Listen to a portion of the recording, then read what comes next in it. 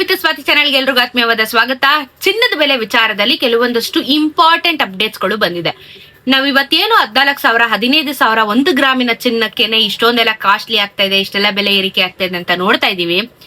ಇದೇ ಚಿನ್ನ ಇನ್ನ 1 ವರ್ಷದ ಒಳಗೆ 1 ಗ್ರಾಮಿಗೆ 24,000 25,000 ರೂಪಾಯಿಗೆ ಬೆಲೆ ಏರಿಕೆ ಆಗುತ್ತೆ ಅನ್ನೋದನ್ನ ಕ್ಲಿಯರ್ ಆಗಿ ನಿನ್ನೆ ಕೂಡ ನ್ಯೂಸ್ ಚಾನೆಲ್ಗಳಲ್ಲಿ ಮೆನ್ಷನ್ ಮಾಡಿದ್ದಾರೆ.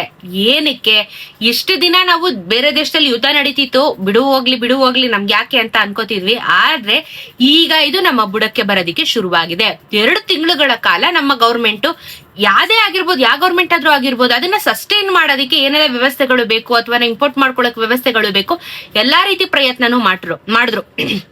ಆದ್ರೆ ಈಗ ಲಾಸ್ಟ್ ಮಿನಿಟ್ ಅಲ್ಲಿ ಈ ಯುದ್ಧ ನಿಲ್ತಾ ಇಲ್ಲ. ಸೊ ಹಾಗಾಗಿ ಇವಾಗ ನಮ್ಮ ಒಂದು ದೇಶಕ್ಕೂ ಭಾರತ ದೇಶಕ್ಕೂ ತೊಂದರೆ ಆಗ್ತಾ ಇರುವಂತದ್ದು ಕಾಣಿಸ್ತಾ ಇದೆ. ಸೊ ಇನ್ನು ಮುಂದೆ ಪೆಟ್ರೋಲ್ ಡೀಸೆಲ್ ಬೆಲೆ ಏರಿಕೆ ಆಗುತ್ತೆ, ಜೊತೆಗೆ ಗ್ಯಾಸಿನ ಬೆಲೆ ಏರಿಕೆ ಆಗುತ್ತೆ. ಅದರಲ್ಲಿ ಶಾರ್ಟೇಜ್ ಆಗುವಂತ ಚಾನ್ಸಸ್ಗಳು ಇದಾವೆ. ಸಿಕ್ಕಾಪಟ್ಟೆ ಬದಲಾವಣೆಗಳು ನಾವು ಕೋವಿಡ್ ಟೈಮಲ್ಲಿ ಏನೆಲ್ಲ ಅನುಭವಿಸಿದ್ವಿ ಆ ರೀತಿ ಅನುಭವಿಸಬೇಕು. ಅಂದ್ರೆ ಲಾಕ್ ಡೌನ್ ಅಂತ ಆಗೋದಲ್ಲ, ಬಟ್ ಏನಂದ್ರೆ ಎಲ್ಲಾದ್ರ ಮೇಲೆ ಬೆಲೆ ಏರಿಕೆ ಆಗುತ್ತೆ, ಶಾರ್ಟೇಜ್ ಗಳಾಗುತ್ತೆ. ಅವಾಗ ಜನ ಬೇರೆ ಇದರಿಂದ ಬೇರೆ ವಿಚಾರಕ್ಕೆ ಶಿಫ್ಟ್ ಆಗ್ಬೇಕಾಗುತ್ತೆ, ಸ್ವಿಚ್ ಆಗ್ಬೇಕಾಗುತ್ತೆ, ಎಲೆಕ್ಟ್ರಿಕ್ ಸ್ಟವ್ ಗಳಿಗೆ ಸ್ವಿಚ್ ಆಗ್ಬೇಕಾಗುತ್ತೆ. ಅಡಿಗೆ ಎಣ್ಣೆಯಲ್ಲಿ ಬಹಳಷ್ಟು ವ್ಯತ್ಯಾಸ ಆಗುತ್ತೆ. ಇವಾಗ ನೀವು ಅಡಿಗೆ ಎಣ್ಣೆ, ನೀವೇನೋ ಕೋಲ್ಡ್ ಪ್ರೆಸ್ ಆಯಿಲ್ ಅಥವಾ ಮನೇಲೆ ಗಾಣಗದ ಎಣ್ಣೆ ಅಂತ ಏನ್ ಕರೀತಾರೆ, ಅದನ್ನ ಇವು ಬಳಕೆ ಮಾಡ್ತಿದ್ರೆ ವೆಲ್ ಅಂಡ್ ಗುಡ್. ಇಲ್ಲಾಂದ್ರೆ ಎಣ್ಣೆಗಳು ಕೂಡ ಬೇರೆ ದೇಶದಿಂದ ಇಂಪೋರ್ಟ್ ಎಕ್ಸ್ಪೋರ್ಟ್ ಆಗೋದ್ರಿಂದ ಅದ್ರ ಮೇಲೂ ನಿಮ್ಗೆ ಬೆಲೆ ಏರಿಕೆ ಆಗುತ್ತೆ. ಚಿನ್ನದಲ್ಲಿ ಮಾತ್ರ ಸಿಕ್ಕಾಪಟ್ಟೆ ಬೆಲೆ ಏರಿಕೆ, ಯಾಕಂದ್ರೆ ನಿನ್ನೆನು ಟ್ರಾಫ್ನ ಏರಿಕೆ ಮಾಡಿದ್ದಾರೆ. ಸೊ ಇಂಪೋರ್ಟ್ ಎಕ್ಸ್ಪೋರ್ಟ್ ಅಲ್ಲಿ ಚಿನ್ನದ ಬೆಲೆ ಮೇಲೆ ಮತ್ತಷ್ಟು ಏರಿಕೆ ಮಾಡಿರೋ ಕಾರಣ ಮುಂದೆ 1 ವರ್ಷದ ಒಳಗೆ 25,000 ರೂಪಾಯಿ 1 ಗ್ರಾಮಿನ ಚಿನ್ನಕ್ಕೆ ಹೋಗುತ್ತೆ ಅಂತ ಹೇಳಿದ್ದಾರೆ. ಇವಾಗ ಚಿನ್ನ ಇರೋರು ಅದನ್ನ ಉಳಿಸ್ಕೊಳ್ಳಿ. ಚಿನ್ನ ಮುಂದಕ್ಕೆ ಮಾಡಿಸ್ಕೊಳಕ್ ಆಗುತ್ತೋ ಇಲ್ವೋ ಅಂತ ಗೊತ್ತಿಲ್ಲ. ಮಾಡಿಸ್ಕೋಬೇಕು ಅಂತಿದ್ರೆ ಕೊಟ್ಟಿ ಆದ್ರೂ ಮಾಡಿಸ್ಕೋತಾರೆ ಜನ. ಬಟ್ ಏನಂದ್ರೆ ಸ್ವಲ್ಪ ಮಿಡಲ್ ಕ್ಲಾಸ್ ಅವ್ರಿಗೆ ತೊಂದರೆ ಅಂತ 100% ಆಗುತ್ತೆ. ಇರೋ ಚಿನ್ನನ ಉಳಿಸ್ಕೊಳ್ಳಿ ಅಷ್ಟೇ ಹೇಳ್ತಿರೋದು. ಇವತ್ತು ಕೂಡ ಚಿನ್ನದ ಬೆಲೆ ಏರಿಕೆ ಆಗಿದೆ. ನೀವೇನ್ ಕಂಟಿನ್ಯೂಸ್ ಆಗಿ ಚಿನ್ನದ ಬೆಲೆನ ಎಕ್ಸ್ಪೆಕ್ಟ್ ಮಾಡಬಹುದು. ಇಳಿಕೆ ಆದ್ರೂ ಯಾವಾಗಾದ್ರೂ ಒಂದ್ಸತಿ ಆಗ್ಬಹುದು, ಸ್ವಲ್ಪ ಸ್ಮಾಲ್ ಅಮೌಂಟ್ ಅಲ್ಲಿ ಆಗ್ಬಹುದು, ಹೊರತು ನಿಮಗೆ ಯಾವ್ದೇ ರೀತಿಯಾಗಿರುವಂತ ಬಿಗ್ ಡ್ರಾಪ್ ನ ನಾವ್ ಎಕ್ಸ್ಪೆಕ್ಟ್ ಮಾಡಕ್ ಆಗಲ್ಲ. ಇವತ್ತು ಚಿನ್ನದ ಬೆಲೆ ಜಾಸ್ತಿ ಆಗಿದೆ. 24 ಕ್ಯಾರೆಟ್ ಚಿನ್ನ 16,233 ರೂಪಾಯಿ, ನೆನೆ 16,200 ರೂಪಾಯಿ ಇತ್ತು. 10 ಗ್ರಾಮಿನ ಚಿನ್ನಕ್ಕೆ 1,62,330, ನೆನೆ 1,62,200 ರೂಪಾಯಿ. ನೆನೆಗೂ ಇವತ್ತು 33 ರೂಪಾಯಿ ಬೆಲೆ ಜಾಸ್ತಿ ಆಗಿದೆ. 330 ರೂಪಾಯಿ 10 ಗ್ರಾಮಿನ ಚಿನ್ನಕ್ಕೆ ಬೆಲೆ ಜಾಸ್ತಿ ಆಗಿದೆ. ಇನ್ನು ನಾವು 22 ಕ್ಯಾರೆಟ್ ಚಿನ್ನ ನೋಡಿದ್ರೆ 14,880, ನೆನೆ 14,850.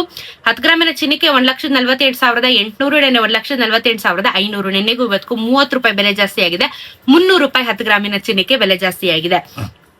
18 ಕ್ಯಾರೆಟ್ ಚಿನ್ನನು ಬೆಲೆ ಜಾಸ್ತಿ ಆಗಿದೆ. 12,175 ರೂಪಾಯಿ, ನೆನೆ 12,150 ರೂಪಾಯಿ. 10 ಗ್ರಾಮಿನ ಚಿನ್ನಕ್ಕೆ 1,21,750, ನೆನೆ 1,21,500. ನನಗೂ ಇವತ್ತು 25 ರೂಪಾಯಿ ಬೆಲೆ ಜಾಸ್ತಿ ಆಗಿದೆ. 250 ರೂಪಾಯಿ 10 ಗ್ರಾಮಿನ ಚಿನ್ನಕ್ಕೆ ಬೆಲೆ ಜಾಸ್ತಿ ಆಗಿದೆ. ಬೆಳ್ಳಿಯಲ್ಲಿ ಕೂಡ ಇವತ್ತು ಆಕ್ಚುಲಿ ಕಮ್ಮಿ ಆಗಿದೆ. ಚಿನ್ನದಲ್ಲಿ ಸ್ವಲ್ಪ ಏರಿಕೆ, ಬಟ್ ಬೆಳ್ಳಿಯಲ್ಲಿ 10 ರೂಪಾಯಿ ಬೆಲೆ ಇಳಿಕೆ ಆಗಿದೆ. 10,000 ರೂಪಾಯಿ ಇಳಿಕೆ ಆಗಿದೆ. ಟೋಟಲ್ ಆಗಿ ಇವತ್ತು 300 ರೂಪಾಯಿ ಟೋಟಲ್ 1 ಗ್ರಾಮಿನ ಬೆಳ್ಳಿ. 3 ಲಕ್ಷ ರೂಪಾಯಿ ರೌಂಡ್ ಆಫ್ ಅಂತ ಇಟ್ಕೊಳ್ಳಿ. GST ಮೇಕಿಂಗ್ ವೆಸ್ಟೇಜ್ ಆಡ್ ಮಾಡಿದ್ರೆ ಇನ್ನು ಬೆಲೆ ಜಾಸ್ತಿ ಆಗುತ್ತೆ. ಮುಂದಿನ ದಿನಗಳಲ್ಲಿ ನೋಡ್ಕೊಂಡು ಚಿನ್ನನ ಖರೀದಿ ಮಾಡಿ. ಬಹಳಷ್ಟು ಬೆಲೆ ಏರಿಕೆ ಸಾಧ್ಯತೆಗಳು ಇದಾವೆ.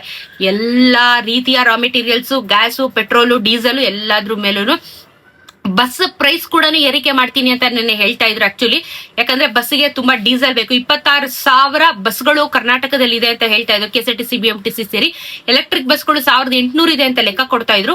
ಸೊ ಇಲ್ಲೇನಾಗುತ್ತೆ ಅಂದ್ರೆ ಡೀಸೆಲ್ ಸಿಕ್ಕಾಪಟ್ಟೆ ಬೇಕು. ಡೈಲಿ ಟ್ರಾನ್ಸ್ಪೋರ್ಟೇಷನ್ ನಿಮ್ಗಳಿಗೆಲ್ಲ ಬಸ್ ಬೇಕೇ ಬೇಕು ನಮ್ಗಳಿಗೆ ಓಡಾಡೋದಿಕ್ಕೆ. ಸೊ ಇಲ್ಲಿ ಡೀಸೆಲ್ ಬೆಲೆ ಜಾಸ್ತಿ ಆದ್ರೆ ಟಿಕೆಟ್ ದರ ಜಾಸ್ತಿ ಆಗುತ್ತೆ. ಹೆಣ್ಮಕ್ಳಿಗೇನೋ ಫ್ರೀ ಇದೆ, ಗಂಡ್ಮಕ್ಳು ಮತ್ತೆ ಇಲ್ಲಿ ನಿಮ್ಗೂ ಹೊಡ್ತಾ ಬಿತ್ತು. ಬಸ್ ಪ್ರೈಸ್ ಕೂಡ ಜಾಸ್ತಿ ಆಗಿದೆ ಬಿಕಾಸ್ ಡೀಸೆಲ್ ಪ್ರೈಸ್ ಜಾಸ್ತಿ ಆಗೋ ಕಾರಣದಿಂದ. ಬಹಳಷ್ಟು ಹೊಡ್ತಾ ಇದೆ. ಮುಂದಕ್ಕೆ ಎಲ್ಲದಕ್ಕೂ ರೆಡಿ ಆಗಿ ಅಂತ ಕೂಡ ಮೋದಿ ಅವರು ಇದ್ರ ಬಗ್ಗೆ ಕರೆ ಕೊಟ್ಟಿದ್ದಾರೆ. ಅಂಡ್ ಮತ್ತೆ ನಾವುಗಳು ಎಚ್ಚರಿಸ್ತಾ ಇರ್ತೀವಿ. ನಾವುಗಳು ಇದಕ್ಕೆ ಹೊಂದ್ಕೊಂಡು ಹೋಗ್ಬೇಕು, ಬದಲಾವಣೆಗಳನ್ನ ಅಕ್ಸೆಪ್ಟ್ ಮಾಡ್ಕೊಂಡು ಹೋಗ್ಬೇಕು. ಸೊ ಎಲ್ಲರೂ ರೆಡಿ ಆಗೋಣ, ಏನು ಮಾಡಕ್ ಆಗೋದಿಲ್ಲ. ಇದು ದೇಶದ ಪ್ರಾಬ್ಲಮ್ಗಳು.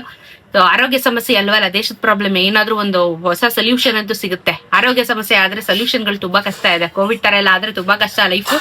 ಸೊ ನೋಡೋಣ ಹೆಂಗಾಗುತ್ತೆ ಅಂತ ಹೇಳಿ ನಾನು ಅಪ್ಡೇಟ್ ಮಾಡ್ತಾ ಇರ್ತೀನಿ. ಚಾನಲ್ ಸಬ್ಸ್ಕ್ರೈಬ್ ಮಾಡ್ಕೊಳ್ಳಿ. ಸಿಗೋಣ ಇನ್ನೊಂದಷ್ಟು ವಿಡಿಯೋಲಿ. ನಮಸ್ಕಾರ.